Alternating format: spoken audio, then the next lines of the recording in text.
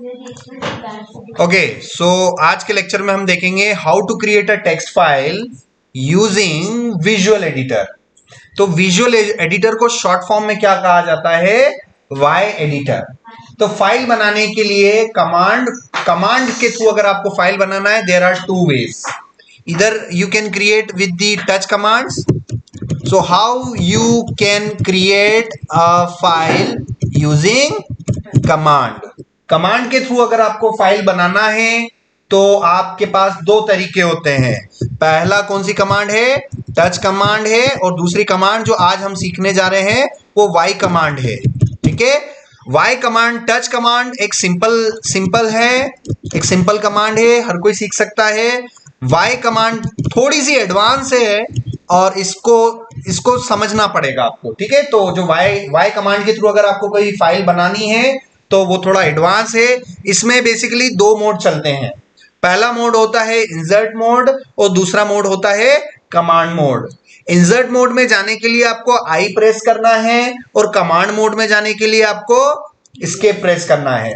तो मैं आज आपको एक असाइनमेंट दे रहा हूं जिसमें आपको ए से जेड तक की डायरेक्टरी बनानी है, और ए डायरेक्टरी के अंदर आपको a.txt फाइल बनानी है। और ये जो a.txt फाइल बनानी है ये कैसे बनाओगे? टच कमांड के थ्रू बनाना है कि वाई कमांड के थ्रू बनाना है? वाई कमांड के थ्रू बनाना है। क्यों?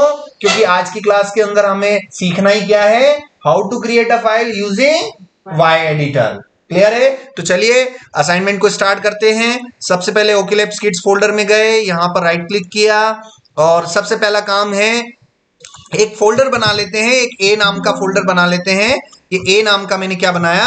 मैनुअल एक फोल्डर बनाया। इसके बाद के जितने भी फोल्डर्स हैं मैं वो कमांड के थ्रू बना के आपको बताऊंगा। सो ए नाम का फोल्डर बनाया, यहां पर मैं गया गेट बैश हियर और मैंने क्या किया? कोड डॉट करके मैंने प्रोजेक्ट को चालू किया। ठीक है, सो आप देखिए ये मेरा सोर्स कोड आ गया है। या टर्मिनल में गया और CLS किया।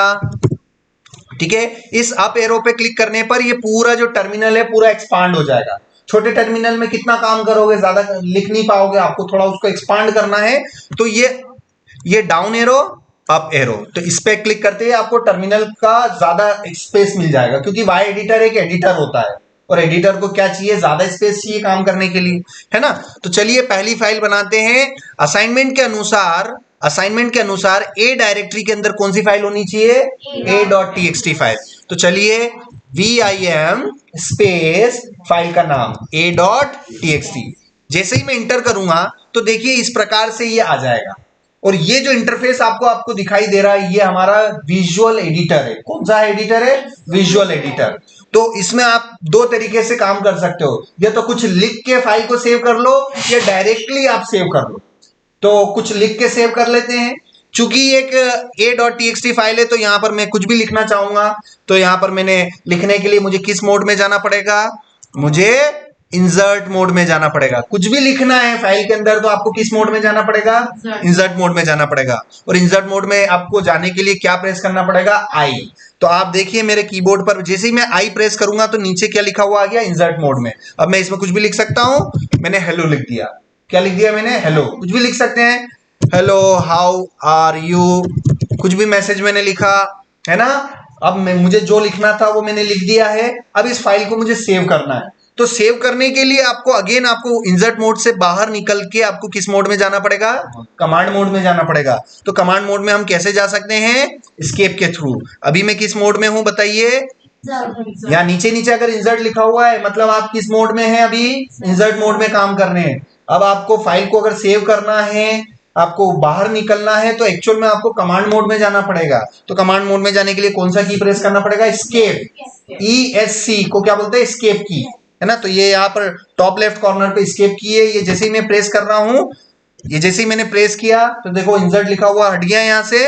अब उसके बाद आपको प्रेस करना है कोलन। W का मतलब होता है सेव और Q का मतलब होता है क्विट। तो WQ लिखा मतलब सेव करो और बाहर निकल जा, है ना। जैसे इंटर किया देखो a.txt फाइल बन गई। बनी कि नहीं बनी? चलिए अब असाइनमेंट के अनुसार मुझे अब क्या बनानी है? B नाम की डायरेक्टरी बनानी है। A डायरेक्टरी के अंदर B नाम की डायरेक्टरी बनानी है। डायरेक्टरी बनाने के लिए mkdir B। देखिए B नाम की डायरेक्टरी बन गई। अब बी के अंदर मुझे जानना है cd स्पेस बी, इंटर। अब मैं कहां पर आ चुका हूं, बी के अंदर, और मैंने pwd कमांड भी लास्ट टाइम में बताया था, pwd इंटर किया तो ये खुद ही आपको बता देगा आप कहां पर है अभी, आप बी के अंदर है। अब बी के अंदर मुझे कौन सी फाइल बनानी है बताइए, b.txt। भाई ए फोल्डर के अंदर a.txt, बी फोल्डर के अंदर b.txt, सी फोल्डर के अंदर c.txt, ऐसे करते करते करते z फोल्डर के अंदर z.txt फाइल बनानी है। मगर जो फाइल बनानी है वो टच कमांड के थ्रू बनानी है कि vim के थ्रू बनानी है, वो vim के थ्रू बनानी है, y एडिटर के थ्रू बनानी है। अब मैं b के अंदर हूं और b के अंदर मुझे फाइल बनानी है vim स्पेस b.txt, इंटर किया। अब मैं इस फाइल को मैं कुछ भी लिखना नहीं चाहता हूं, डायरेक्ट इसको सेव करना चाहता हूं, सिर्फ सेव करना चाहता हूं। तो मैं क्या करूंगा, एस्केप w इंटर। तो जैसे ही मैं यहां पर W करूंगा तो यहां पर मेरी फाइल बन गई, है ना। मगर मेरा एडिटर क्या क्लोज हुआ क्या, एडिटर अभी भी क्लोज नहीं हुआ। एडिटर को क्लोज करने के लिए भी इंस्ट्रक्शन देनी पड़ेगी। तो अगेन आप करेंगे एस्केप Q, Q मतलब क्विट, क्विट मतलब बाहर निकल जाना, Q का मतलब क्विट, बाहर निकलना। तो देखिए Q किया तो बाहर निकल गया।